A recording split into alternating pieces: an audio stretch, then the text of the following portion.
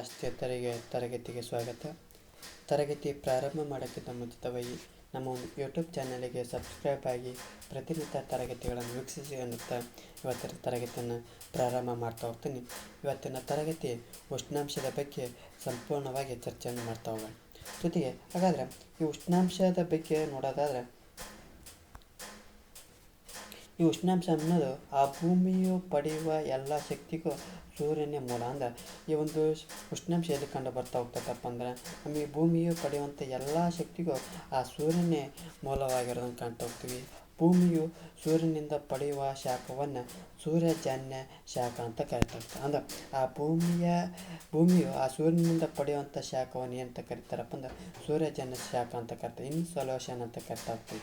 ಅಂದರೆ ಆ ಸೂರ್ಯನಿಂದ ಬರುವಂಥ ವಿಕಿರಣ ಅಂತ ಕರಿತಾ ಹೋಗ್ತಾರೆ. ಅಂದ್ರೆ ವಾಯುಮಂಡಲದ ಉಷ್ಣಾಂಶವನ್ನು ಉಷ್ಣತಾ ಮಾಪಕ ಅಂತ ಕರಿತಾ ಹೋಗ್ತಾರೆ. ಅಂದರೆ ಥರ್ಮೋಮೀಟರ್ ಎಂಬ ಉಪಕರಣದ ಮೂಲಕ ಅಳತೆ ಮಾಡ್ತಾ ಹೋಗ್ತಾರೆ. ಅಂದ್ರೆ ಆ ವಾಯುಮಂಡಲದ ಉಷ್ಣಾಂಶವನ್ನು ಯಾವ ಒಂದು ಉಪಕರಣದಿಂದ ಅಳತೆ ಮಾಡ್ತಾ ಹೋಗ್ತಾರಪ್ಪ ಅಂದ್ರೆ ಉಷ್ಣತಾ ಮಾಪಕ ಅಂದರೆ ಥರ್ಮೋಮೀಟರ್ ಒಳಗೆ ಒಂದು ಉಷ್ಣಾಂಶವನ್ನು ಒಂದು ಅಳತೆ ಮಾಡ್ತಾ ಹೋಗ್ತಾರೆ. ಜೊತೆಗೆ ಈ ಉಷ್ಣಾಂಶವನ್ನು ಸೆಂಟಿಗ್ರೇಡ್ ಅಥವಾ ಫ್ಯಾರೆನ್ಹೀಟ್ ಉಷ್ಣತಾ ಮಾಪಕಗಳ ಮೂಲಕ ಉಷ್ಣಾಂಶವನ್ನು ಅಳೆಯಲು ಬಳಸ್ತಾ ಹೋಗ್ತಾರೆ. ಅಂದ್ರೆ ಆ ಒಂದು ಯಾವ ರೀತಿ ಅಂದ್ರೆ ಆ ಉಷ್ಣಾಂಶ ಎಷ್ಟು ಪಾಯಿಂಟ್ ಐತಿ, ಎಷ್ಟು ಇದೈತಿ, ಉಷ್ಣತಾ ಮಾಪಕ ಐತೆ ಅನ್ನೋ ನೋಡೋದಾದಪ್ಪ ಅಂದ್ರೆ ಸೆಂಟಿಗ್ರೇಡ್ ಮತ್ತು ಫ್ಯಾರೆನ್ಹೀಟ್ಗಳ ಮೂಲಕ ಈ ಒಂದು ಉಷ್ಣಾಂಶಗಳನ್ನು ಅಳತೆ ಮಾಡ್ತಾ ಹೋಗ್ತಾರೆ. ಜೊತೆಗೆ ಈ ಉಷ್ಣಾಂಶದ ಮೇಲೆ ಪ್ರಭಾವವನ್ನು ಬೀರುವಂಥ ಅಂಶಗಳನ್ನು ನೋಡೋದಾದ್ರೆ ಅಕ್ಷಾಂಶ, ಒಂದು ಸ್ಥಳದ ಎತ್ತರ, ಸಮುದ್ರದಿಂದ ಇರುವ ದೂರ, ಮಾರುತಗಳು, ಸಾಗರ ಪ್ರವಾಹಗಳು, ಮೋಡಗಳು, ಮಳೆ, ಇವೆಲ್ಲ ಅಂಶಗಳು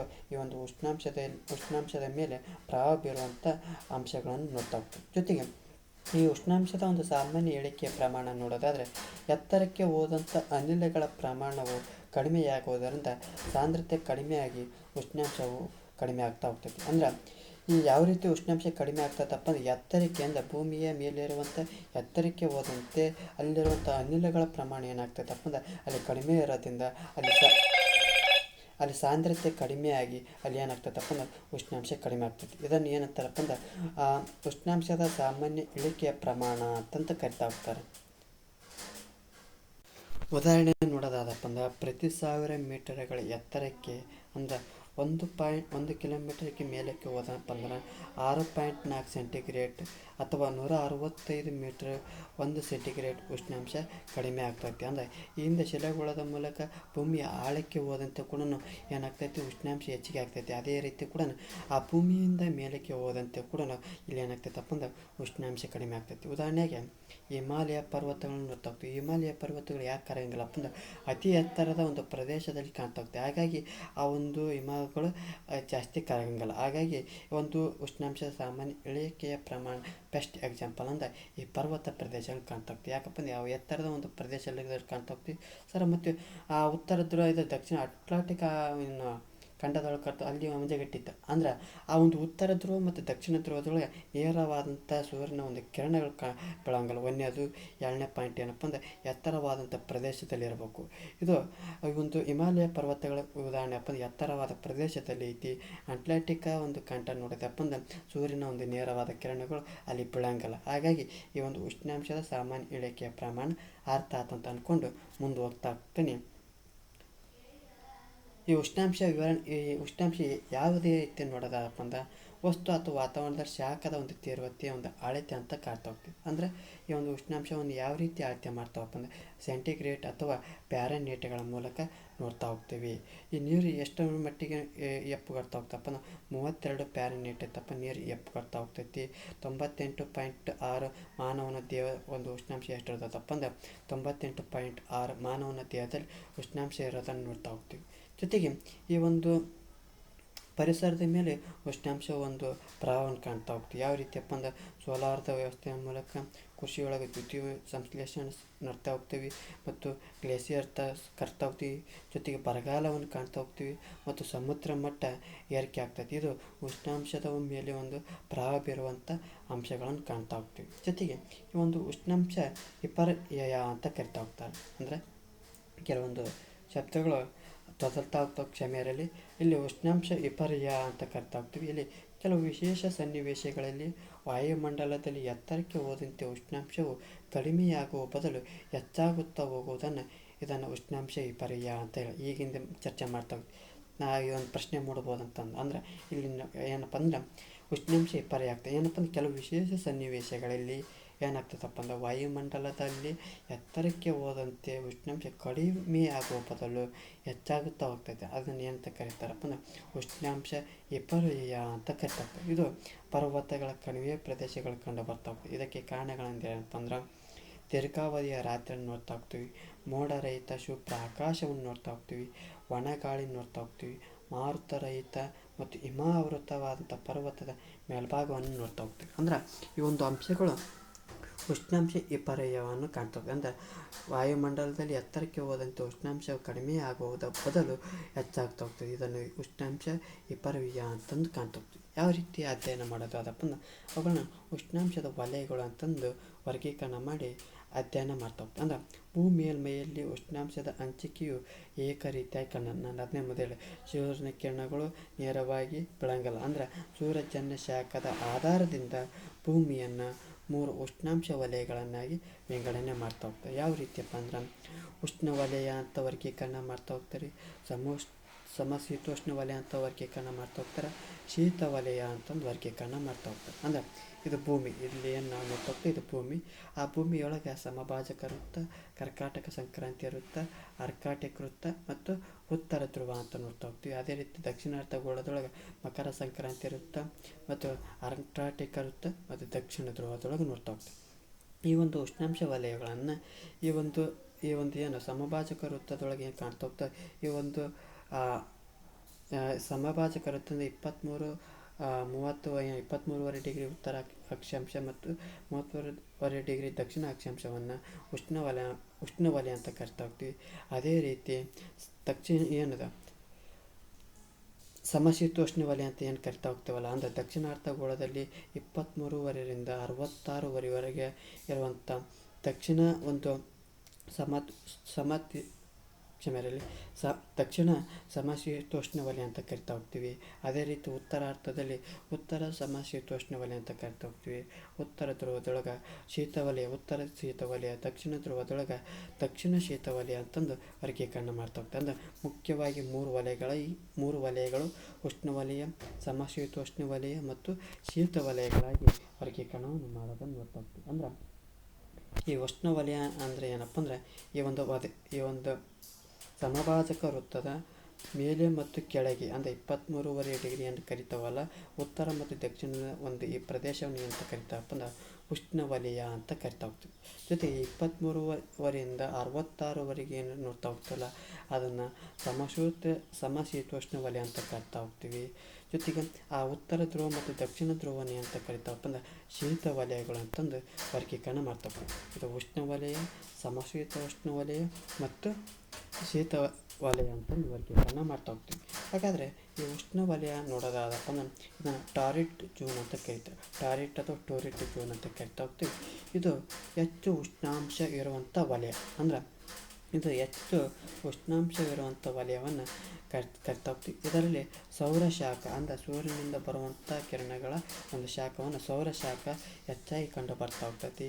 ಇದು 0 ಡಿಗ್ರಿ ಅಕ್ಷಾಂಶ ಸಮಭಾಜಕ ವೃತ್ತದಿಂದ ಕರ್ಕಾಟಕ ಸಂಕ್ರಾಂತಿ ವೃತ್ತದವರೆಗೂ ಈ ಒಂದು ಜೊತೆಗೆ ಇದು ಉತ್ತರದಲ್ಲಿ ನೋಡ್ತಾ ಹೋಗ್ತೀವಿ. ಮಕರ ಸಂಕ್ರಾಂತಿ ವೃತ್ತದವರೆಗೂ ದಕ್ಷಿಣದೊಳಗೆ ಮಕರ ಸಂಕ್ರಾಂತಿ ವೃತ್ತದವರೆಗೂ ವಿಸ್ತರಿಸೋದನ್ನು ನೋಡ್ತಾ ಹೋಗ್ತೀವಿ. ಈ ಒಂದು ವಲಯದಲ್ಲಿ ಸೂರ್ಯನ ನೇರವಾದಂಥ ಕಿರಣಗಳನ್ನು ಪಡಿತಾ ಹೋಗ್ತೀವಿ. ಹಾಗಾಗಿ ಈ ಒಂದು ವಲಯದೊಳಗೆ ಏನು ಉಷ್ಣಾಂಶ ಹೆಚ್ಚಾಗಿ ಕಂಡುಬರೋದನ್ನು ಕಾಣ್ತಾ ಹೋಗ್ತೇವೆ. ಎರಡನೇದು ಸಮಶೀತೋಷ್ಣ ವಲಯವನ್ನು ಕಾಣ್ತವೆ. ಈ ವಲಯದಲ್ಲಿ ಉಷ್ಣಾಂಶವು ಅತಿ ಹೆಚ್ಚು ಅಥವಾ ಅತಿ ಕಡಿಮೆ ಇರದ ಸಮತೋಲನ, ಅಂದ್ರೆ ಇತಗ ಬಿಸಿಲನ್ನು ಜಾಸ್ತಿ ಇರದೆ ಇತಗನು ಶೀತನೂ ಕಡಿಮೆ ಇರದೆ ಸಮತೋಲನವಾಗಿ ಅಂದ್ರೆ ಸಮಶೀತೋಷ್ಣ ವಲಯವನ್ನು ಕಾಣ್ತಾ ಹೋಗ್ತೀವಿ. ಅಂದ್ರೆ ಟೆಂಪರೇಟ್ ಜೋನ್ ಅಂತ ಕರಿತಾ ಹೋಗ್ತೀವಿ. ಉತ್ತರಾರ್ಧಗೋಳದಲ್ಲಿ 23.5 ಡಿಗ್ರಿಯಿಂದ 63.5 ಡಿಗ್ರಿಯನ್ನು ಕರಿತಾ ಹೋಗ್ತೀವಿ. ಅಂದ್ರೆ ಕರ್ಕಾಟಕ ಸಂಕ್ರಾಂತಿ ವೃತ್ತದಿಂದ ಆರ್ಕಾಟಿಕ್ ವೃತ್ತದವರೆಗೆ. ಅದೇ ರೀತಿ ದಕ್ಷಿಣ ಗೋಳಾರ್ಧದಲ್ಲಿ 23.5 ಡಿಗ್ರಿ ದಕ್ಷಿಣದಿಂದ 66 ಡಿಗ್ರಿ ದಕ್ಷಿಣದವರೆಗೆ, ಅಂದ್ರೆ ಮಕರ ಸಂಕ್ರಾಂತಿ ವೃತ್ತದಿಂದ ಅಂಟಾರ್ಟಿಕ್ ವೃತ್ತದವರೆಗೆ ಇರುವಂಥ ಪ್ರದೇಶವನ್ನು ಏನಂತ ಕರಿತಾವಪ್ಪ ಅಂದ್ರೆ ಸಮಶೀತೋಷ್ಣ ವಲಯ ಅಂತಂತ ಕರಿತಾ ಹೋಗ್ತೀವಿ. ಜೊತೆಗೆ ಮೂರನೇ ನೋಡ್ತಾ ಹೋಗೋಣ ಶೀತವಲಯ. ಈ ಶೀತವಲಯ ಅಂದರೆ ಪ್ರಿಜಿಡ್ ಝೋನ್ ಅಂತ ಕರಿತಾ ಹೋಗ್ತೀವಿ. ಅಂದರೆ ಅತ್ಯಂತ ಶೀತ ಪ್ರದೇಶವನ್ನು ಶೀತವಲಯ ಅಂತ ಕರಿತಾ ಹೋಗ್ತೀವಿ.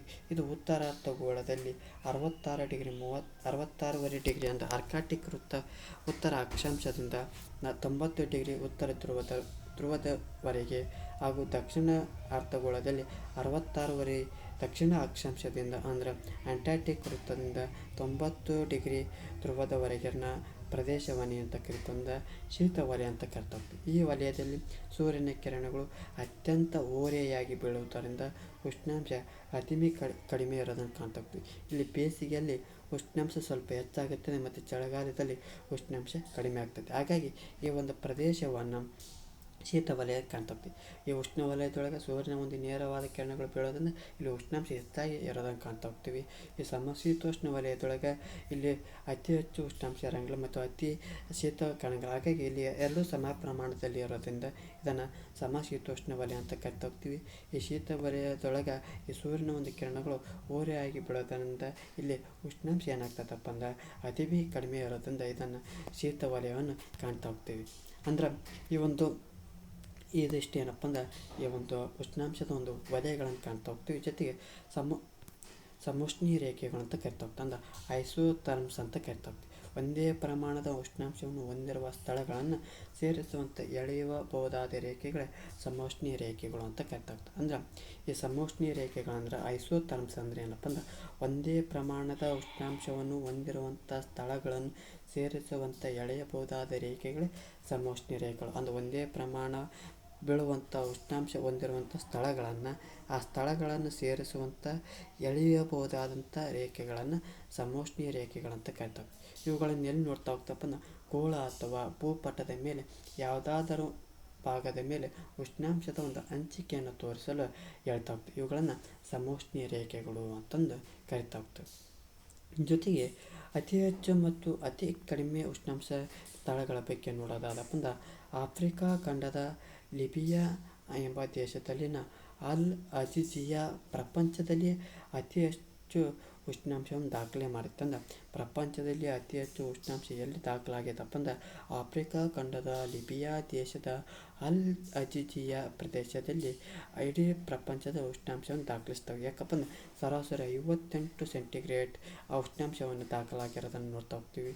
ಜೊತೆಗೆ ನಂತರದಲ್ಲಿ ನೋಡೋದಾದ್ರೆ ರಷ್ಯಾದ ಸೈಬೇರಿಯಾ ಭಾಗದಲ್ಲಿರುವ ವರ್ಕೋಯೆನಸ್ಕ ಭೂಭಾಗದಲ್ಲಿ ಅಂದರೆ ಜನವಸತಿ ಇರುವಂಥ ಒಂದು ಪ್ರದೇಶದೊಳಗೆ ಅತಿ ಕಡಿಮೆ ಉಷ್ಣಾಂಶವನ್ನು ದಾಖಲಿಸಿ. ಅಂದ್ರೆ ಆ ರಷ್ಯಾ ದೇಶದೊಳಗೆ ಸೈಬೇರಿಯಾ ಭಾಗದಲ್ಲಿರುವಂಥ ವರ್ಕೋಯೆನಸ್ಕ ಒಂದು ಭೂಭಾಗದಲ್ಲಿ ಅಂದರೆ ಅಲ್ಲಿ ಜನವಸತಿ ಇರೋದಕ್ಕಂತೂ ಅಲ್ಲಿ -24 ಅಂದ್ರೆ ಕಡಿಮೆ ಉಷ್ಣಾಂಶವನ್ನು ದಾಖಲಾಗೋದನ್ನು ಕಾಣ್ತಾ ಹೋಗ್ತೀವಿ. ಅಲ್ ಅಜಿಜಿಯಾ ಅತಿ ಹೆಚ್ಚು ಉಷ್ಣಾಂಶವನ್ನು ದಾಖಲಾದ ಪ್ರದೇಶ,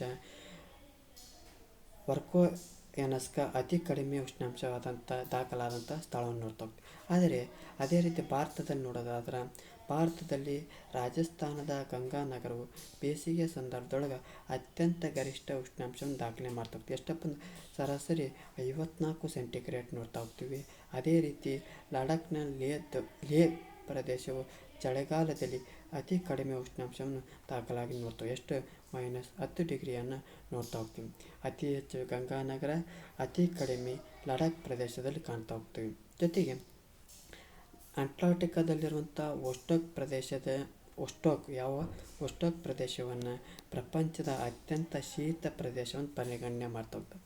ಯಾವ ಒಂದು ಪ್ರದೇಶವನ್ನು ಪ್ರಪಂಚದ ಅತ್ಯಂತ ಶೀತ ಪ್ರದೇಶ ಅಂತ ಕರಿತಾರಪ್ಪ ಅಂದ್ರೆ ಅಂಟಾರ್ಟಿಕಾದಲ್ಲಿರುವಂಥ ವೊಸ್ಟೋಕ್ ಪ್ರದೇಶವನ್ನು ಪ್ರಪಂಚದ ಅತ್ಯಂತ ಶೀತ ಪ್ರದೇಶ ಅಂತ ಕರಿತಾ ಹೋಗ್ತೀವಿ. ಇಲ್ಲಿ ಸರಾಸರಿ -89 ಸೆಂಟಿಗ್ರೇಡ್ ಇರುವುದನ್ನು ಕಾಣ್ತಾ ಹೋಗ್ತೀವಿ. ಅಂದ್ರೆ ಅಷ್ಟರ ಮಟ್ಟಿಗೆ ಶೀತ ಪ್ರದೇಶವನ್ನು ಕಾಣ್ತಾ ಹೋಗ್ತೀವಿ. ಇದಿಷ್ಟೇನಪ್ಪ ಅಂದ್ರೆ ಈ ಉಷ್ಣಾಂಶದ ಬಗ್ಗೆ ಚರ್ಚೆ ಮಾಡಿದ್ವಿ. ಈ ಒಂದು ತರಗತಿ ಇಷ್ಟವಾದಪ್ಪ ನಮ್ಮ ಒಂದು ಯೂಟ್ಯೂಬ್ ಚಾನಲನ್ನು ಸಬ್ಸ್ಕ್ರೈಬ್ ಆಗಿ, ಜೊತೆಗೆ ಈ ಒಂದು ತರಗತಿ ಇಷ್ಟವಾಗಿದ್ದರೆ ಖಂಡಿತವಾಗಿ ಲೈಕ್ ಮಾಡಿ, ಇಲ್ಲದಿದ್ದರೆ ಡಿಸ್ಲೈಕ್ ಮಾಡಿ. ಏನಾದರೂ ದೋಷಗಳು ಮತ್ತು ನಿಮ್ಮೊಂದು ಅಭಿಪ್ರಾಯಗಳಿದ್ದರೆ ಈ ಒಂದು ಕಮೆಂಟ್ ಬಾಕ್ಸ್ನ ಮೂಲಕ ತಿಳಿಸಿ ಎನ್ನುತ್ತಾ ಇವತ್ತಿನ ಒಂದು ತರಗತಿಯನ್ನು ಮುಗಿಸ್ತೇನೆ. ಎಲ್ಲರಿಗೂ ಧನ್ಯವಾದ.